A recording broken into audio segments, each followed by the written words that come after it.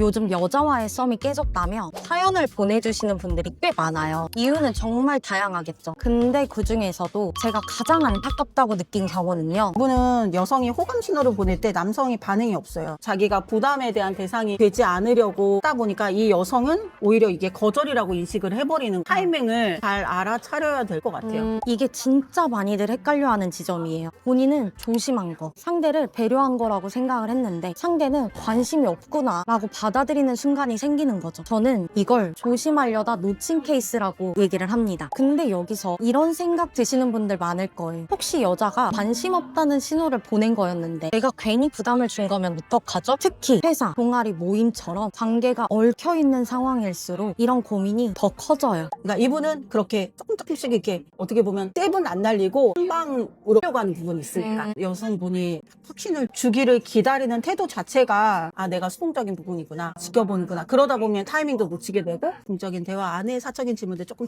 넣으면서 그 사람이랑 관계를 만들어 나가는 과정들이 필요할 것 같긴 해요. 그렇게 해 나가면서 하나하나 핑퐁핑퐁 되면 관계의 그 거리가 만들어지는 거니까. 정리해보면 이거예요. 사실은 잽을 날리면서 관계를 차근히 쌓아가야 했는데 마음속으로는 결정적인 한 방만 있으면 된다. 이렇게 기다리고 있었던 거죠. 그래서 이런 분들은 호감, 고백, 이 구조가 아니라 호감이 있는 상대와 사적인 대화를 중간중간 샌드위치처럼 끼워 넣는 과정이 필요했던 거예요. 근데 여기까지 들으신 분들 중엔 이런 고민도 있으실 거예요. 그래, 나는 잘 해보려고 노력하는데 왜 카톡 답장 텀은 여전히 안 좋을까요? 이럴 땐 기술부터 보기 전에 이걸 먼저 봐야 합니다. 바로 내가 좋아하는 여성의 타입을 제대로 관찰하고 있는지예요. 연락을 중요하게 여기는 타입인지 만남을 더 중시하는 타입인지에 따라 접근 방식은 완전히 달라지거든요. 사례를 봤을 때 확실히 여성은 연락이 아니라 만나는 거 훨씬 좋아요. 왜냐면 실제로 만나서 대화가 잘 통했다라고 이 사람도 느꼈거든. 그러니까 이 여성분의 만남을 중시하는 타입일 가능성이 훨씬 더 높았고 카톡은 그냥 안부, 그냥 확인용. 그래서 이분은 오프라인에서 좀 승부를 봐라. 그리고 카톡에서 쓸데기 없는 의미 없는 질문 하지 말아라. 이렇게 보면 썸이 깨지는 이유는 단 하나가 아니에요. 소극적인 태도, 급발진하는 행동, 그리고 그 사이에서 타이밍을 놓치는 패턴까지. 하지만 결국 공통적인 건 놓치고 싶지 않아서 더 조심하게 됐다는 점이에요. 그래서 최근에 관계심리 전문가님과 실제 고민 사례들을 분석하며 이런 패턴들을 정리하게 됐고 제 채널을 봐주시는 분들께도 꼭 나누고 싶다는 생각이 들었어요. 왜 괜찮은 남자가 타이밍에서 계속 엇갈리는지 그 구조와 패턴을 짚어보려고 합니다. 만약 썸이 깨질 때마다 자존심이 상하고 자존감까지 같이 떨어지는 느낌을 받고 계셨다면 내가 부족해서가 아니라 어디에서 어긋났는지를 이번 영상에선 알아차리는 계기가 돼줄 거예요. 소극적이신 분들은 너무 상대방을 생각하는 경향이 많은 거고 급발진하시는 분들은 자기 입장에서만 너무 이렇게 하는 거니까. 내가 급발진을 하는 남잔지 아니면 소극적인 남잔지 구분할 수 있는 것도 있어요? 급발진하게 되면 사실은 좋은 경우는 거의 없죠. 봐봐요. 두 번째 만남 속에 솔직한 마음을 얘기를 했다고 하잖아요. 좀 정확하게 해줘라 뭐 표현했었고 그래서 만남 후 카톡도 조금 더 부드러워진 느낌이 있었습니다. 그런데 갑자기 이렇게 끊기니 이 앞뒤가 맞지가 않아. 부드러워진 느낌은 이분의 느낌인 거지 갑자기 연락이 끊겼다라는 거는 오히려 상대의 온도 차이를 조금 이렇게 무시하고 본인이 더 확신 있게 더 나아가니까 이게 이제 좀 어려움이 있는 것 같아요. 실질적으로 변하기 위한 해결책을 이 사람에게 던다고 하면 이분은 감정의 속도 맞추기 전략. 뭔가 불안함이 느껴지거나 어떻게 해야 될지 모를 때 이분은 더 강하게 나아가는 부분들이 뭐 왜 답장 안 했어요 뭐 이런 것들 뭐 여러 번 반복되는지는 모르겠지만 어쨌든 바로바로 답변이 되지 않았다라는 건 이분이 부담감으로 느끼는 거지. 이 감정의 속도를 이렇게 맞춰야 되는 거니까 이 사람도 똑같이 이 여성분에게는 두세 줄 1시간 있다 답하고 본인은 모를 수도 있지만 하지 말걸. 분명히 후에 그 급발진으로 해서 본인이 잃은 것도 있고 원하는 결과가 분명히 좋지 않은 부분들이 있을 거라고. 그러면 내가 이걸 이땐 참았어야지 라는 부분들은 또 본인들이 있으니까.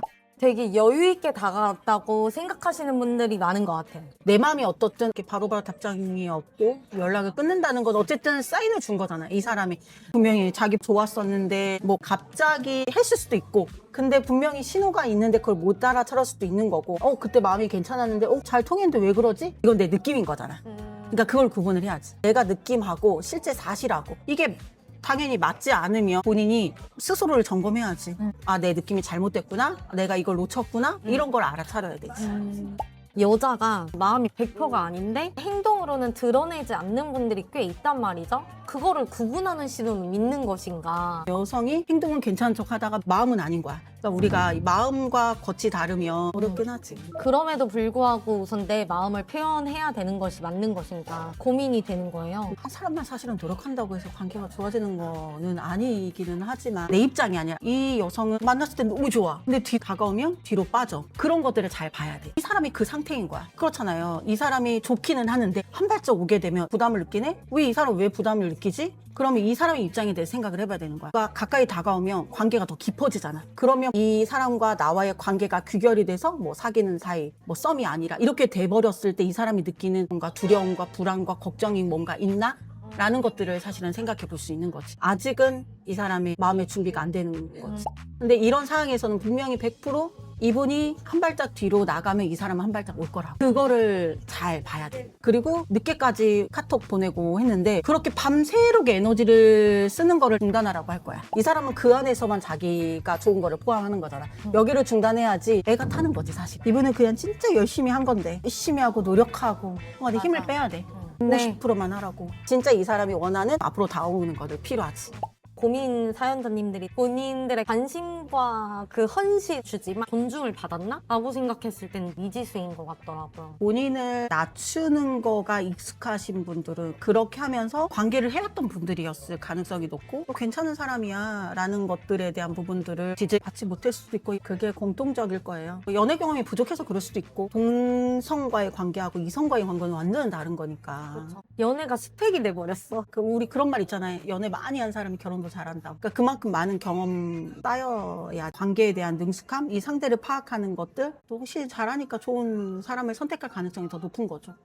여기까지 보신 분들 계실까요? 사실 여러분, 저도 좋아하는 사람 앞에서 부담이 될까봐 아무 말 못한 적도 있었고요. 어느 날은 또 놓칠까봐 괜히 급해져서 제가 봐도 과했던 적도 있었어요. 그때마다 카톡 잘하는 법, 썸 살리는 법, 정답 같은 걸 계속 찾아다녔죠. 근데 이상하게 머리만 복잡해지고 점점 더 눈치만 보는 사람이 되어가더라고요. 그래서 그때 처음 알았어요. 지금 나에게 필요한 건 기술이 아니라 내가 어떤 사람인지 아는 거구나. 그리고 나를 존중하는 태도부터 세워야 되는구나. 그때부터 상대방을 사로잡는 방법보다 내가 관계 안에서 어떤 모습이 되는지를 살펴보기 시작했어요. 신기하게도 그걸 인정하고 나니까 상대 앞에서 덜 흔들리게 되고요. 그게 결국 관계를 바꾸더라고요. 저는 늘 말해왔어요. 내면이 먼저라. 그 생각은 지금도 그대로예요. 그런데 상담을 하다 보니까 단단한 내면이 있어도 그게 겉으로 전혀 전달이 되지 않는 분들이 많더라고요. 그래서 이제는 외형까지 포함해서 내 매력이 제대로 전달되는 방식에 대해서도 같이 풀어보려고 합니다. 외모 자신감 프로젝트. 올해는